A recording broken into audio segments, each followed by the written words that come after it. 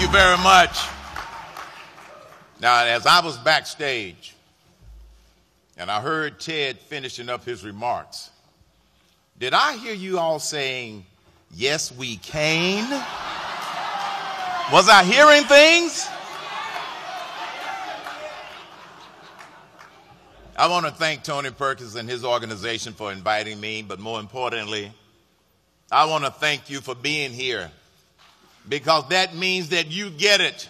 You know how important this upcoming election in 2012 is, and you're not going to let the liberals take this country down.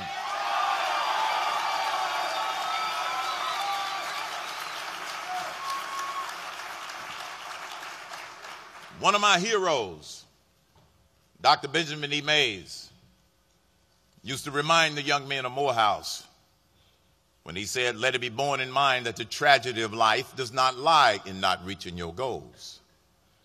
The tragedy lies in not having any goals to reach for. It's not a tragedy to die with dreams unfulfilled, but it is a calamity to have no dreams.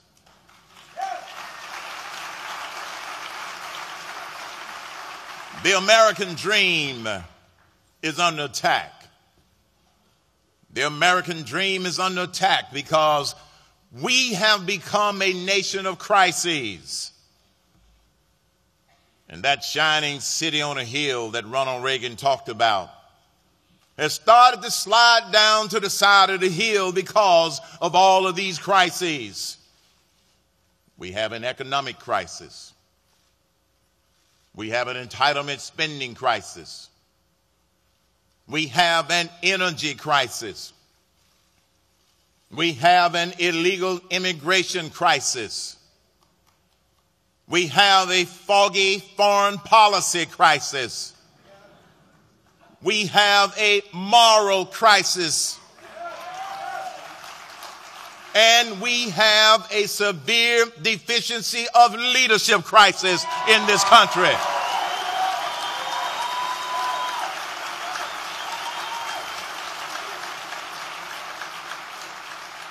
You know, I may not have ever held a high political office, but I know what leaders do. Leaders make sure that they're working on the right problems, that they assign the right priorities, that they surround themselves with the right people in order to put together the right plans, in order to fix stuff instead of to continue to talk about stuff. That's what leaders do. And I happen to believe that even though the American dream is under attack, the founding fathers got it right. Those same principles, those same values that they had when they envisioned this great nation with the Declaration of Independence, when they envisioned our laws with the Constitution, they got it right. When they said we are endowed by their Creator with certain unalienable rights, that among these are life, liberty, and the pursuit of happiness. They said certain unalienable rights, that among these. I happen to believe they were talking about some others in addition to life, liberty, and the pursuit of happiness. I kind of believe that they had in mind that one of these other unalienable rights was the right to protect yourself, protect your family, and to protect your property. We call it the Second Amendment. Unalienable right.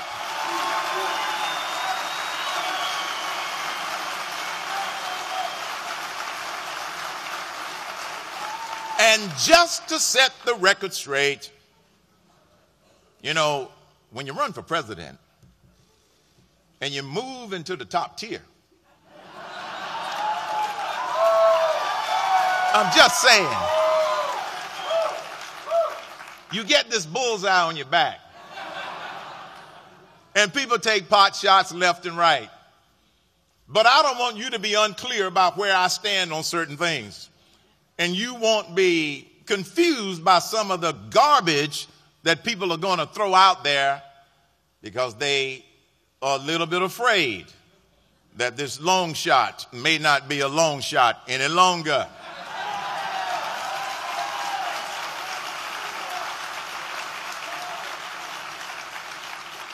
So let me just set the record straight. Life, liberty, and the pursuit of happiness. I believe in life from conception, period, no exceptions.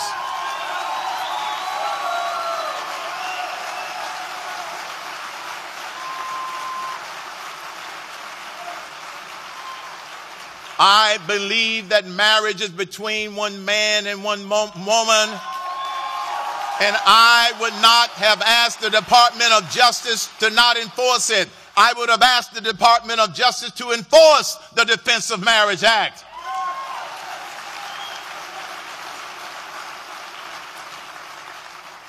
So I happen to believe that the Founding Fathers put it in that order, life, liberty, and pursuit of happiness, for a reason. You can pursue happiness all you want to, as long as you don't tread on somebody else's liberty. You can pursue liberty all you want to, as long as you don't tread on somebody else's life, and that includes the life of the unborn.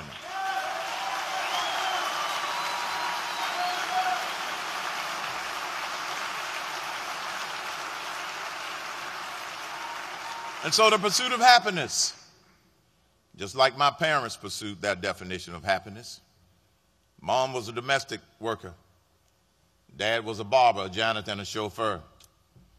When Dad walked off of that small farm, Dad went to pursue his American dream with the only kind of equity he had, sweat equity.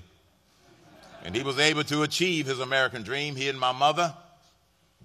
And Dad wanted to give us a little bit better start in life, and they did.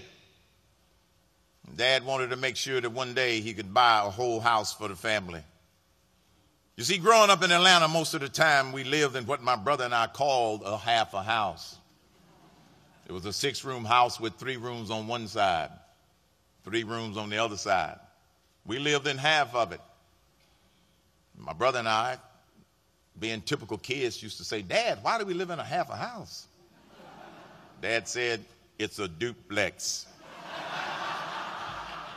Because we didn't know that Dad was saving for his dream, which was one day buy a whole house for the family, and he did. Dad knew that the pursuit of happiness meant working those 3 jobs.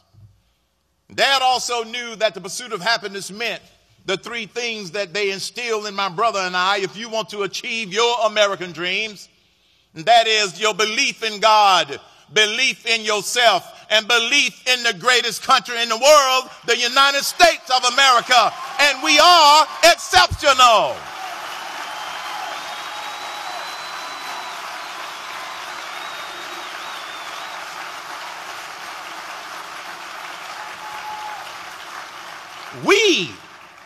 We might be the shining city on a hill that has slid down to the side of the hill temporarily, but we are still the nation that all the other nations in the world look up to, because we are an exceptional nation, and I'll never apologize for America's greatness.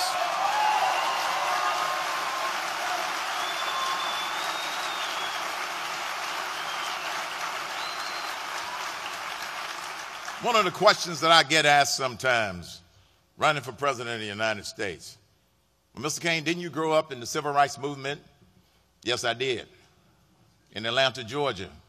Raised in Atlanta, Georgia during the 50s, the 60s, before the civil rights movement, during the civil rights movement. I was around when they signed the civil rights movement of 1964, when they signed the Voting Rights Act of 1965. This nation has made it through the Civil War.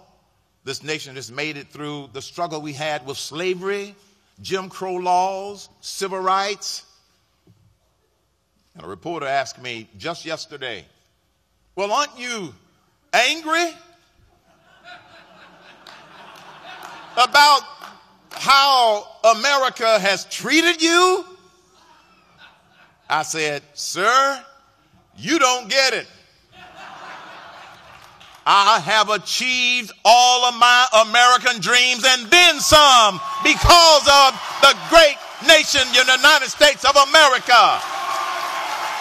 What's there to be angry about?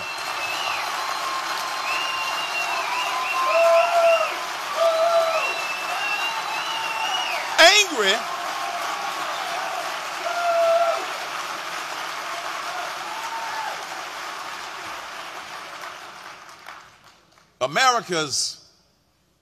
One of America's greatest strengths is its ability to change. We have weathered those changes. That's what makes this nation great.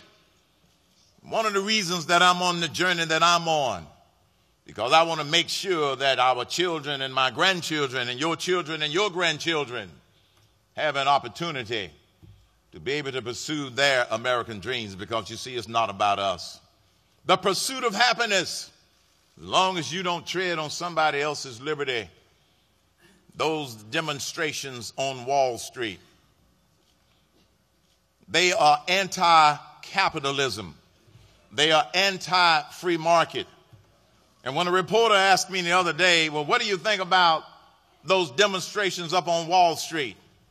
I said, first of all, Wall Street didn't write these failed economic policies. The White House did. Why don't you move the demonstration to the White House? That's why you don't have a job. That's why you don't have a business. Move it to the White House.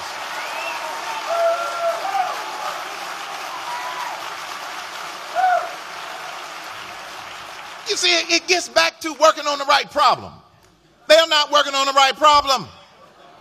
Wall Street didn't write those failed policies. Wall Street didn't spend $1 trillion. Wall Street isn't asking to spend another $450 billion. It didn't work with $1 trillion. It's not going to work with $400 billion. You can demonstrate all you want to on Wall Street. The problem is 1600 Pennsylvania Avenue.